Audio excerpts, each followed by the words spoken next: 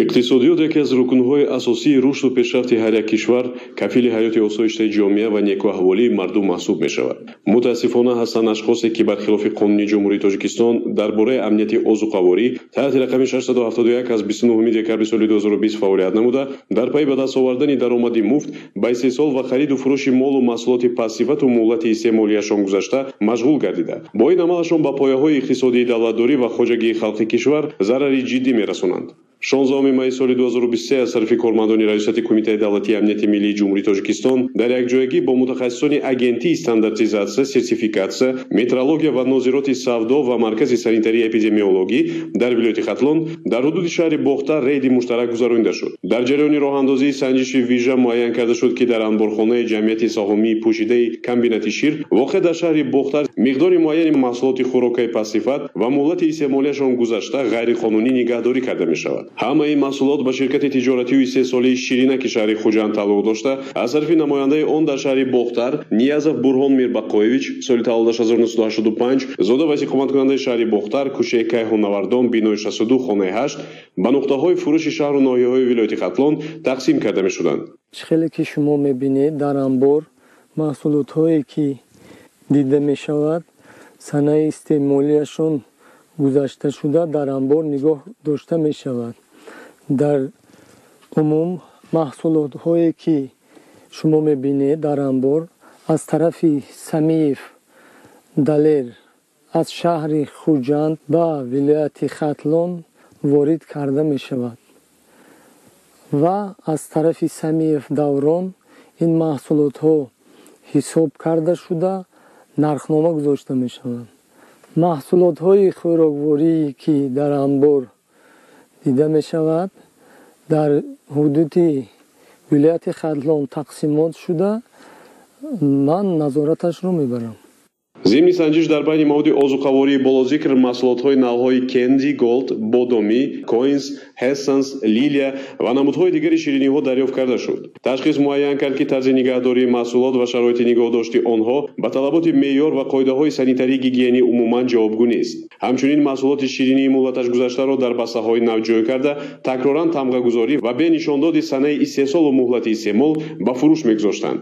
маводҳои хӯрокворӣ дар ин ҷамъият нигоҳ дошта тибқи қонунҳои амалкунандаи ҷумҳурии Тоҷикистон ғайри санитарӣ ва эпидемиологӣ нигоҳ дошта мешавад.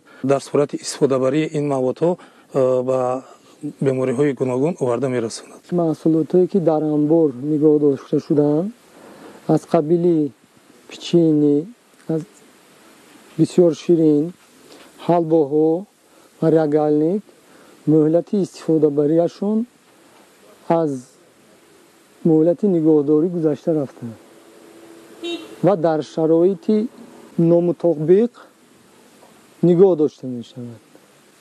ҳангоми гузаштани муҳлати нигоҳдории маҳсулотҳо дубора ба он муҳр гузошта мешавад ва ба фурӯш бароварда мешавад. маҳсулоти қаннодӣ воридшуда дар борҷома навиштаҷот бо забони оммафаҳм, санаи истеҳсол ва ҳолати нигоҳдории маҳсулотҳо ба талаботи стандарт ҷавобгӯ намебошанд. ҳоло он ки санаи истеҳсол бояд дар худи фабрика ё заводи истеҳсолшаванда дар борҷома нишон дода шуда бошад. ин гуна маҳсулотҳо бояд дар бозорҳои ҳудуди ҷумҳурии Тоҷикистон фурӯхта нашаванд, яъне ки ба талаботи стандарт ҷавобгӯ намебошанд.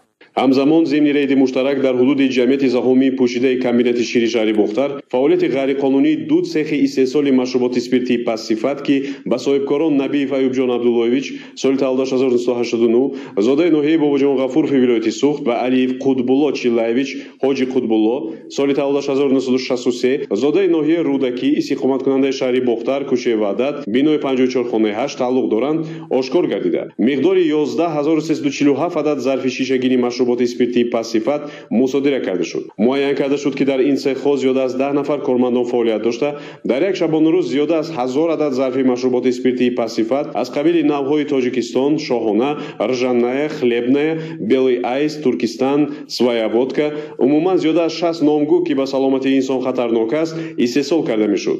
ман Набиев Аюбҷон Абдуллоевич سال تولدم 1989 ساکنی نوعی باباجان غفاروف می باشم. من از بوی نویابر سال 2022 در شرکت محمدی که رهبرش ولیف ابجمیل می باشد کار فعالیت برداشتم.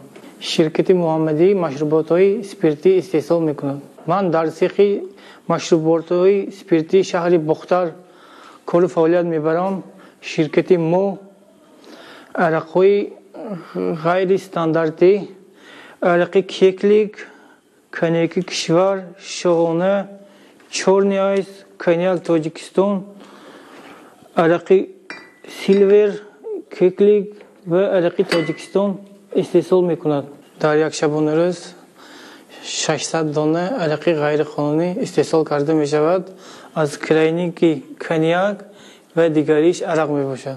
محصولات هایی که غیر قانونی در اینجا استحصال کرده می شود به انبار گذرانیده می شود، بعد برای مگزین ها به فروش برآورده می شود.